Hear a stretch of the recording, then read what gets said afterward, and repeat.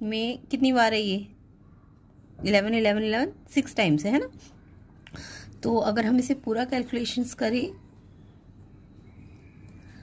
तो सबसे पहले इस वाले 11 को देखें तो रूट का मतलब कितना पावर होता है हाफ, तो इस 11 पे हाफ पावर है। ओके, उसके बाद ये मल्टीप्लाई में बीच में कोई साइन नहीं है। अब इस 11 पे ये हाफ स्क्वायर रूट का मतलब हाफ ये तो है ही, साथ ही साथ ये वाला हाफ भी है, तो यानी कि हाफ इंटू हाफ, दोनों हाफ मल्टीप्लाई हो जाएंगे ना, दोनों पावर्स है हाफ और हाफ मल्टीप्लाई होकर 1/4 बन जाएगी इस वाले 11 पे।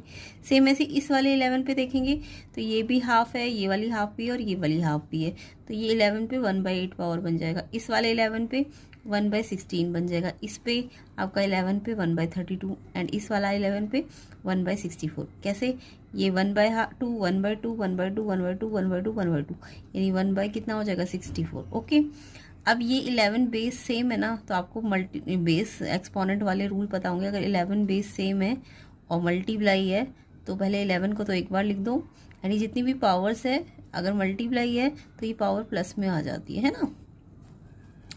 अब आपको क्या करना है, ये पावर फ्रैक्शंस में है तो इनका एलसीएम लेना पड़ेगा।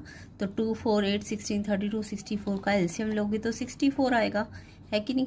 अब 2 में 64 सबको पता है कितने टाइम्स पे आता है 64, 32 टाइम्स पे, तो इसको 32 से मल्टीप्लाई करोगे तो ये 32 आ जाएगा। 4 में 64 कब आता है 16 पे, है ना, तो इसको 16 1 16, ऐसे 8 में 8 8 8 8 8 टाइम्स आता है ना 64, तो इसको 8 से मल्टीप्लाई करो। 16 में 64 4 टाइम्स आता है तो 4 से मल्टीप्लाई कर दो, 4 आ जाएगा। 32 2 होता है 64 तो 2 आ जाएगा। एंड 64 पे 64 1 टाइम्स पे आता है तो 1 से मल्टीप्लाई करके 1 आ गया। तो आई होप सबको फ्रैक्शंस को प्लस करना तो आता ही होगा।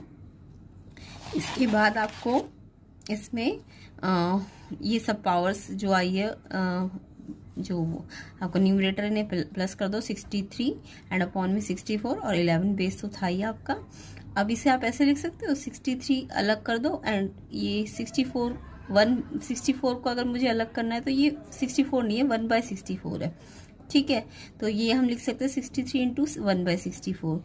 नेक्स्ट आपको अब ये जब भी 1 समथिंग पावर होती है तो उसके लिए आप रेडिकल लगा सकते हो। ओके, 63 तो होल पावर है तो ये तो यहीं अंदर ही रहेगी, बट ये जो 1 पावर होती है जब भी 1 पावर हो तो उसका रेडिकल लग जाता है। ये कितना है 64, तो 64 का रेडिकल आ जाएगा। ओके, तो ये आ गया 11 63 अपॉन और रेडिकल कितने का 64 का। तो ऑप्शन वाइज अगर देखें तो ये आपका फर्स्ट ऑप्शन मैच कर रहा है, ठीक है। सेकेंड थर्ड और फोर्थ में तो कुछ और वैल्यूज है, तो यानी कि आपका जो आंसर है वो क्या है 11 6।